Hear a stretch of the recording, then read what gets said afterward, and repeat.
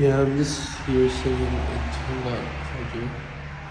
Someone finally came to clean the place at 6 o'clock in the morning, but fortunately I was up and I was sitting here like I was waiting for something. And yeah, bullying really starts to get to you after a while. Like it was funny. Like even when I was at the airport and I was like making videos about like everything that was happening, it was kind of funny. It wasn't getting to me.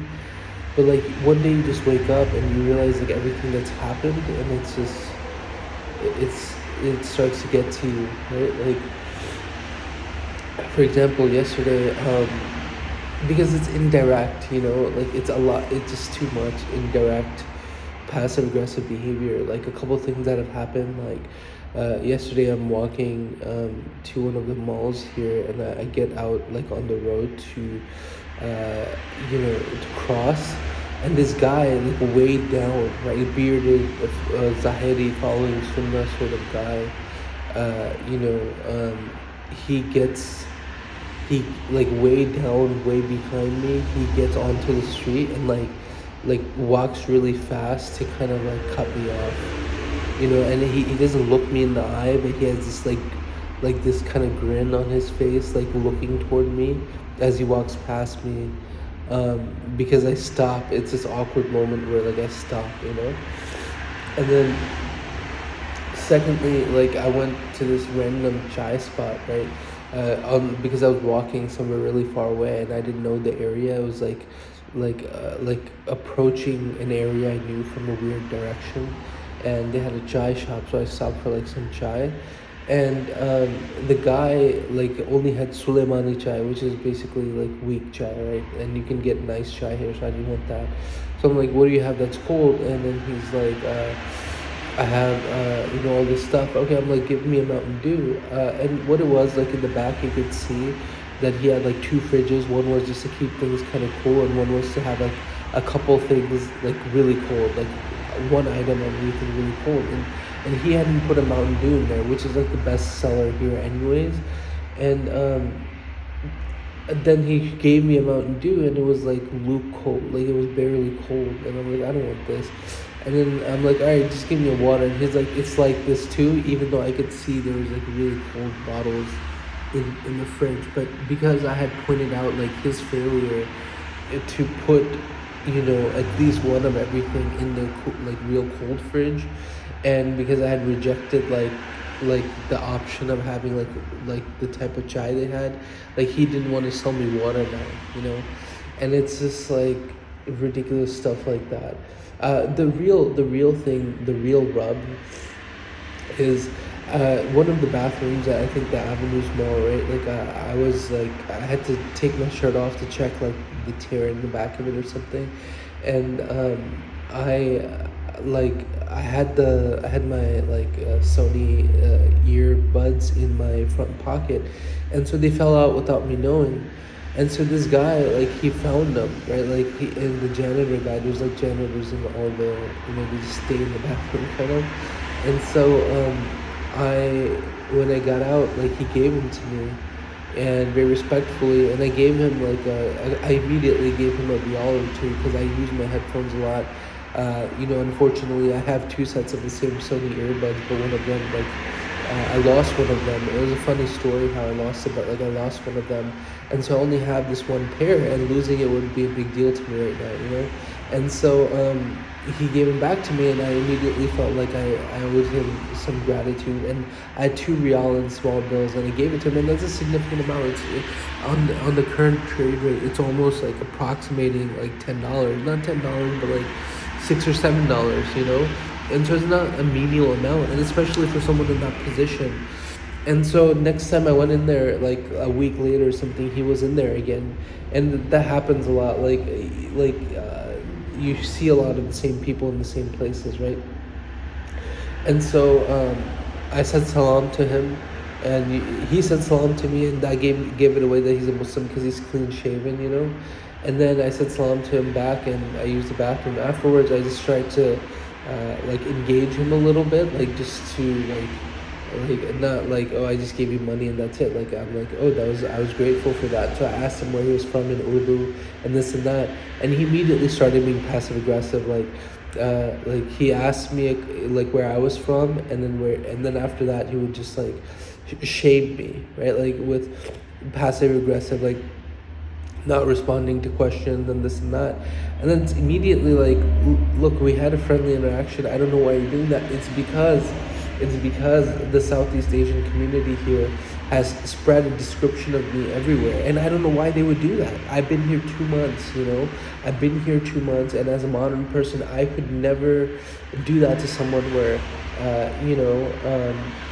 like I'm talking about like this random person and scapegoating them and bullying them and assigning all these negative qualities to them just because they're going through a hard time applying for asylum in a foreign country, going through a process, seeking their own self-interest, and having a hard time doing it.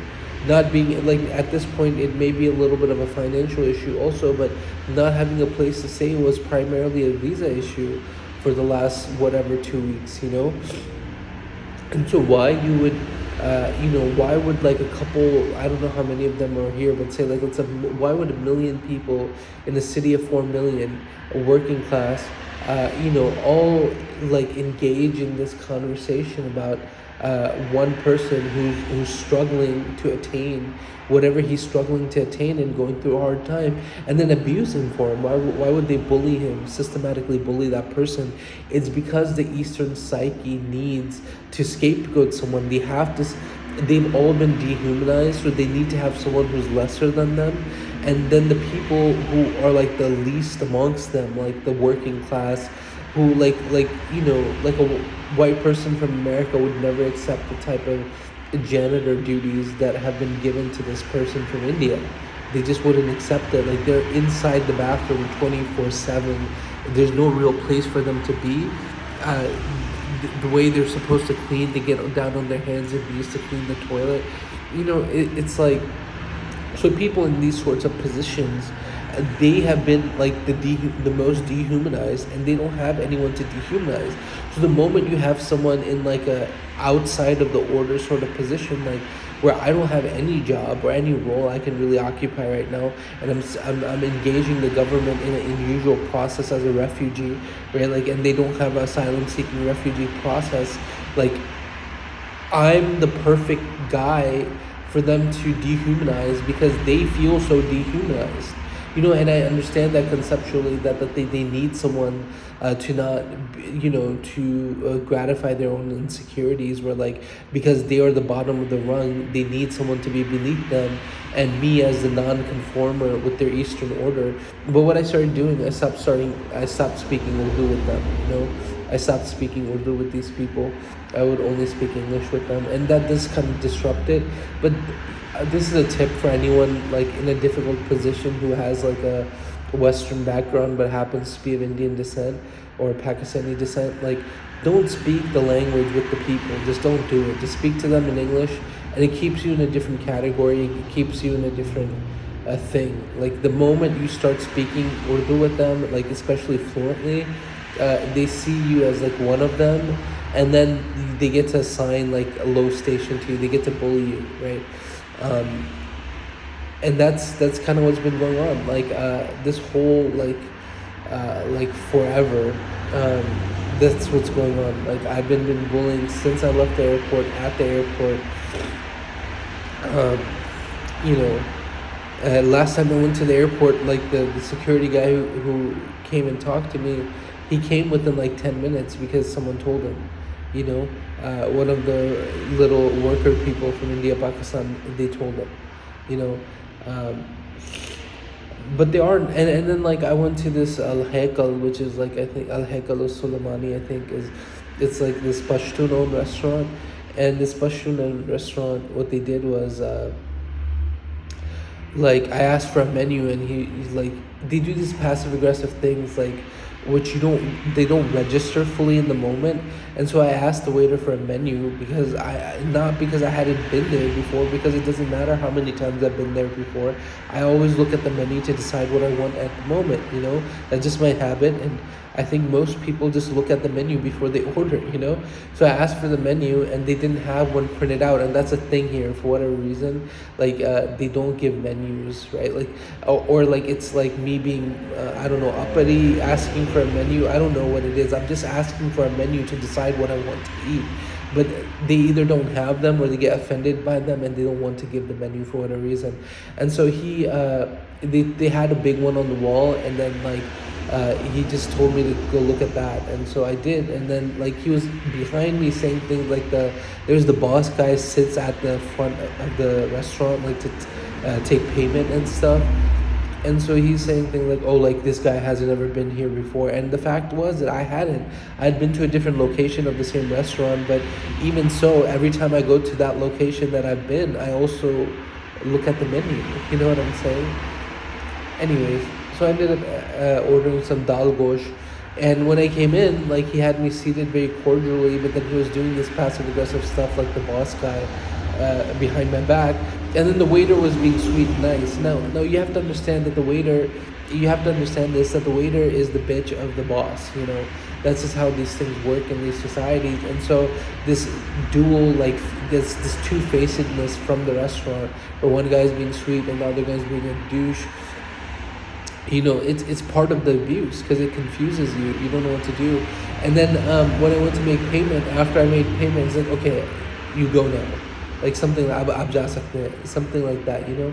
Like it just like this abusive behavior wherever I go, you know. And then the other side of it is like I've been going to these madrasi restaurants sometimes because the people do treat you nicer, but then they want money for it, you know. So I got this like talava gosh, or this fried beef with rice, and they charged me like 2 riyal for it, even though like the beef wasn't meat, you know. There was no meat in it, you know what I'm saying? No meat whatsoever. And there was no meat in it whatsoever, you know what I'm saying? Like it was just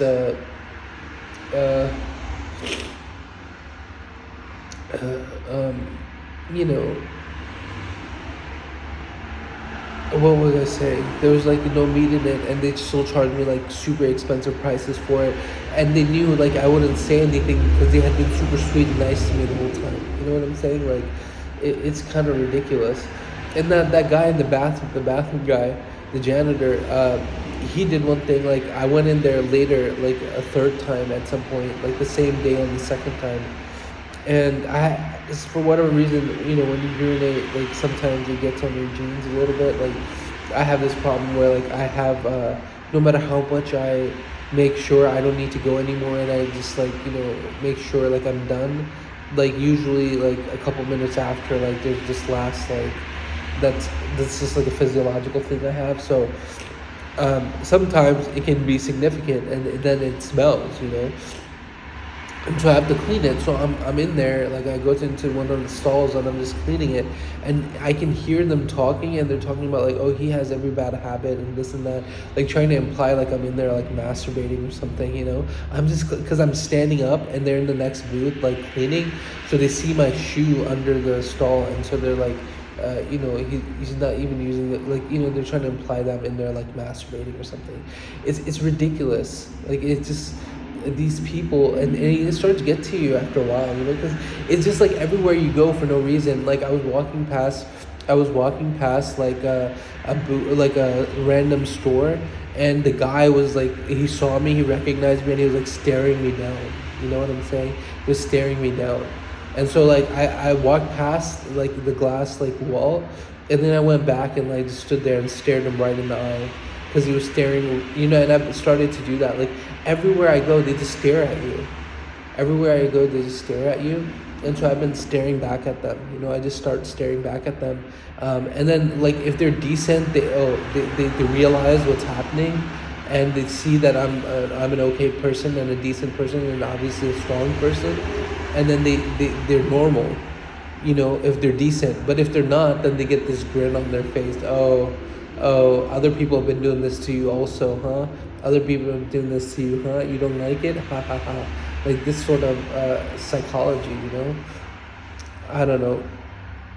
If they're decent though, they realize like what's happening, and they stop doing it, like I found this super perfect coffee shop. But here's the thing is, like, coffee shops are always expensive. Like, it's super expensive here to go to a coffee shop, especially in my situation. But the thing is, it's like the perfect solution, especially if they have good Wi-Fi. Like, I can spend the day there, and it reminds me of like situations I've been before.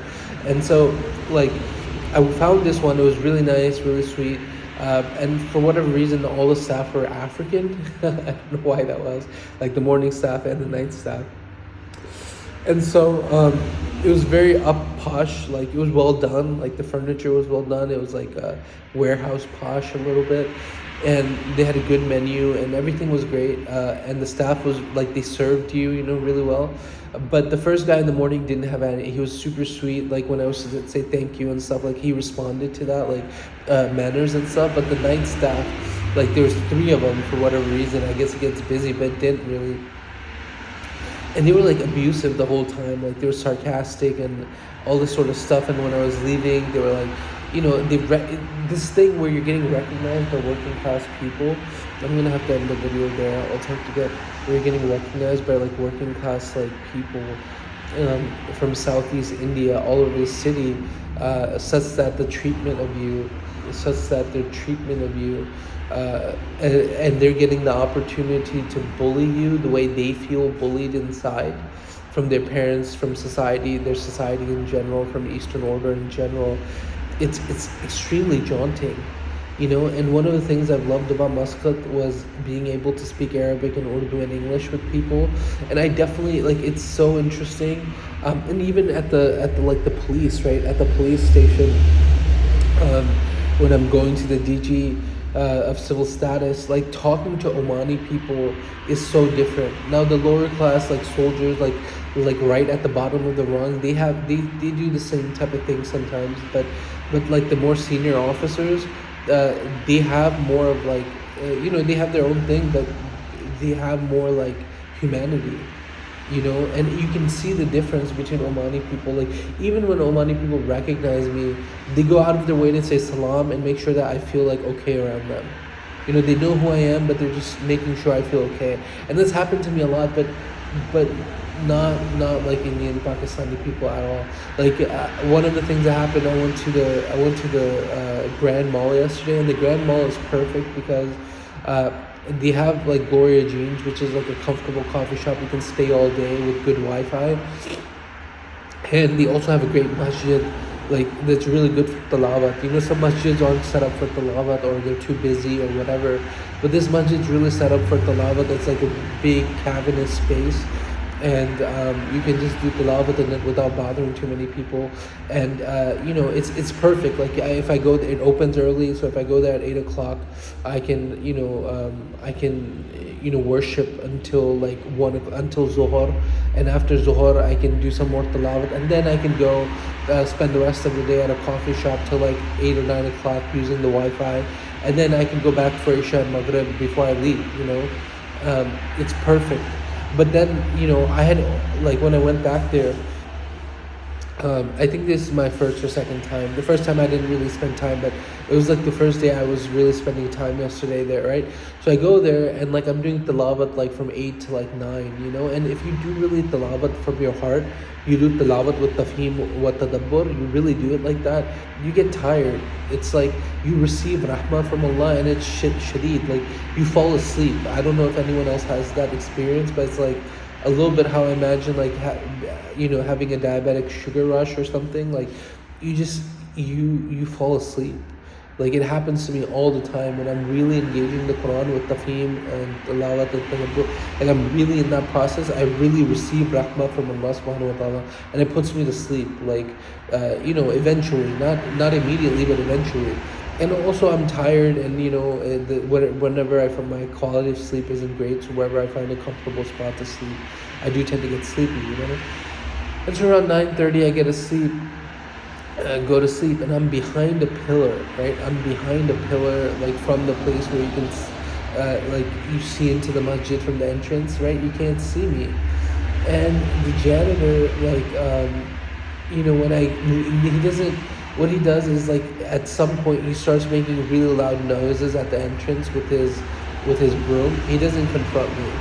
And then what he did, and I've seen people sleeping in there all the time. I've seen people sleeping in there all the time, you know.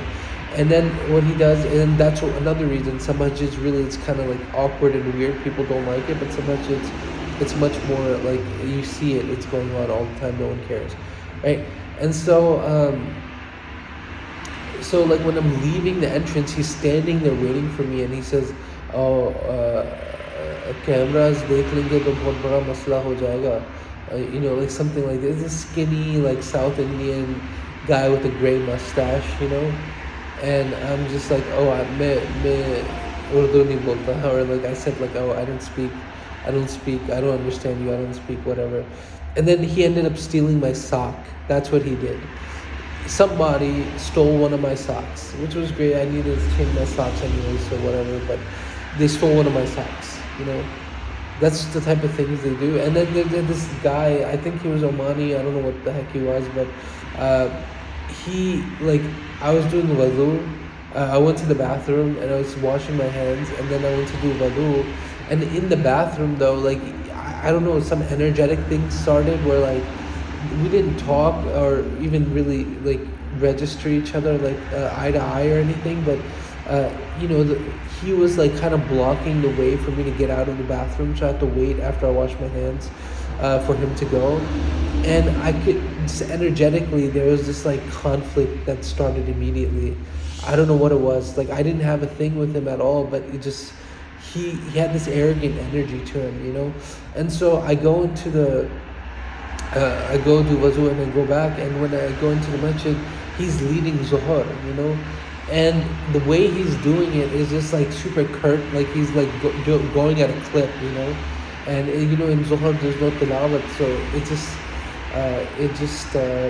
I don't know, like Allah subhanahu wa ta'ala guided me to not reading salah with that, you know. And the other people who joined also weren't, you know, whatever, but him, I was definitely not reading salah behind him for whatever reason.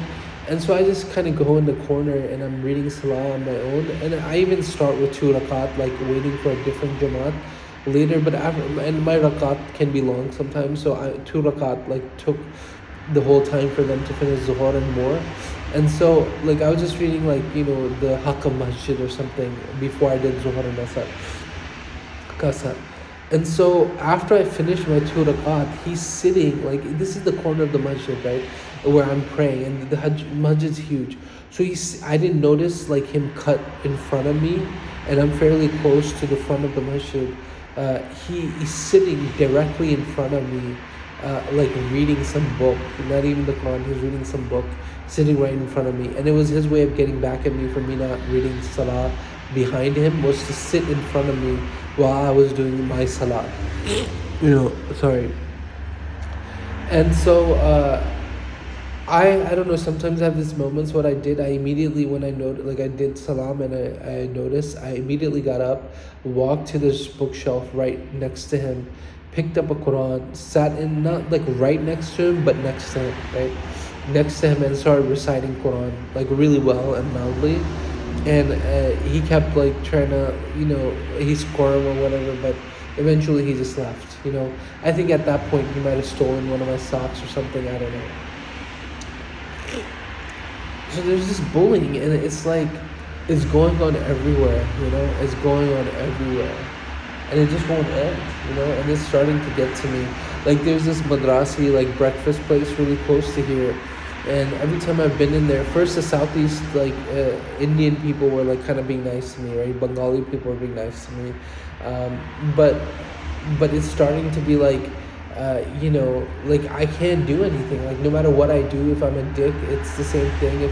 If I'm nice, it's the same thing. It doesn't matter, you know. And if I do start being like mean to people, then, you know, it's just going to confirm whatever story they have going on, you know. And it's like every time I go to this breakfast place now, they always kind of like give me like, oh, you know, who are you? What are you doing here? What do you want? Like, what are you working on? Like, what do you do for work? This sort of thing. And they can't understand, you know, I have a different outlook than them. You know what I'm saying? That I may have a different outlook than them. Anyways, I want to see if there's like anything else I want to mention in terms of, and even at the divan though, you know, like so there is this kind of Omani way of being, like people in authority do tend to be like overbearing sometimes, like or abusive. Like the people at the divan, they like got me to invest into a process for 6 weeks, you know, and they never ever like responded to me. Like they got me involved in something 6 weeks when I was in a super vulnerable position to begin with, you know? And they never responded to me. Yesterday, I was in this area across from Avenues Mall, which is kind of like a small rural area where there's a lot of Indian Pakistani people. And there was this Pakistani like people who were maybe having a hard time. I wasn't sure. Like, it was a group of Pakistani guys, right, wearing shalwar kameez, and one of the guys who was squatted like yelled out to me in English. He's like, "Salam, how are you? How's everything going? This and this." Like, they started talking English with me, and it was basically like what it was him like calling out for like, look at how bad we have it. Why are you whining? And it's like, I'm not whining. I haven't asked anyone for anything. I've only engaged a process with the government, you know, and he's just trying to ask for help while being passive aggressive at the same time, you know. Like, look at how bad we have it. We don't have work or anything. It was like 9 or 10 desperate looking Pakistani guys in shalwar kameez or something, right? And you know, and it's like, why do you care who I am, what I'm doing? Like, why do you even know who I am to make that passive aggressive comment to a stranger? Like, why? Like, why do you know who I am in this city of 4 million people? And that's what it comes back to. I don't understand why these people recognize me, know who I am, and are passive aggressive toward me. It's none of their business. You know, treat everyone with respect. Even at the Bengali restaurant, they have good food and they give good prices, but you know, it's just like they give you attitude now. The waiters give you attitude from the moment you go in there. They don't give you the same amount of like meat as they give to other people, and then they expect you to pay more for the less product. You know, it's bullshit.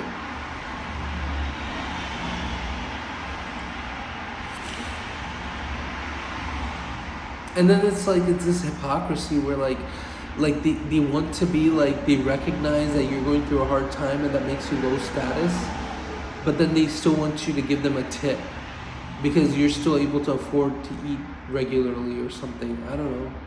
Like, it's ridiculous. Like, they still want a tip even though they're gonna treat you like shit.